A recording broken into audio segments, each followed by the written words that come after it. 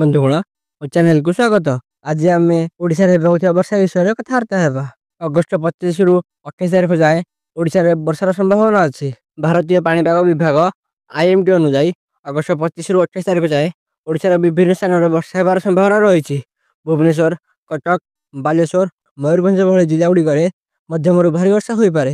କିଛି ସ୍ଥାନରେ ବଜ୍ରପାତ ସହିତ ବର୍ଷାର ସମ୍ଭାବନା ମଧ୍ୟ ରହିଛି। ଅଗଷ୍ଟ 25ରେ ଭୁବନେଶ୍ୱରରେ ସକାଳୁ ବର୍ଷା ଆରମ୍ଭ ହୋଇପାରେ, ଯାହା ରାତି ଯାଏଁ ଚାଲିପାରେ। ତାପମାତ୍ରା 25 ରୁ 28 ଡିଗ୍ରୀ ସେଲସିୟସ୍ ମଧ୍ୟରେ ରହିବ, ଆଉ ଆର୍ଦ୍ରତା 90%ରୁ ଅଧିକ ହେବ।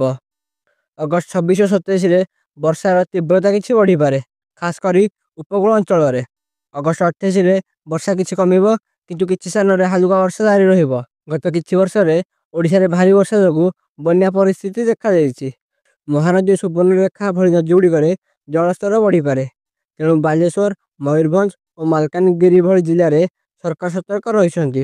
ଯଦି ଆପଣ ନିମ୍ନ ଅଞ୍ଚଳରେ ରହୁଛନ୍ତି, ତୁରନ୍ତ ଉଚ୍ଚ ସ୍ଥାନକୁ ଯିବାକୁ ଚେଷ୍ଟା କରନ୍ତୁ। ଏହି ସମୟରେ ଆପଣ କ'ଣ କରିବା ଉଚିତ? ପ୍ରଥମେ ଜରୁରୀ ସାମଗ୍ରୀ ଯେମିତି ଖାଦ୍ୟ, ପାଣି ଓ ଔଷଧ ମହଜୁଦ ରଖନ୍ତୁ। ଛତା ଓ ରେନକୋଟ୍ ପ୍ରସ୍ତୁତ ରଖନ୍ତୁ। ଯଦି ଆପଣଙ୍କ ଅଞ୍ଚଳରେ ବନ୍ୟା ସମ୍ଭାବନା ଅଛି, ତେବେ ସ୍ଥାନୀୟ ପ୍ରଶାସନର ନିର୍ଦ୍ଦେଶ ମାନନ୍ତୁ। ଆଉ ପାଣିପାଗ ଅପଡେଟ୍ ପାଇଁ IMDର ଆପ୍ ଚେକ୍ କରନ୍ତୁ। ଯଦି ଆପଣଙ୍କୁ ଏହି ଭିଡ଼ିଓ ପସନ୍ଦ ହେଲା, ତେବେ ଲାଇକ୍ କରନ୍ତୁ, ସେୟାର କରନ୍ତୁ, ଆଉ ଆମ ଚ୍ୟାନେଲକୁ ସବସ୍କ୍ରାଇବ୍ କରି ବେଲ୍ ଆଇକନକୁ ଦବାନ୍ତୁ।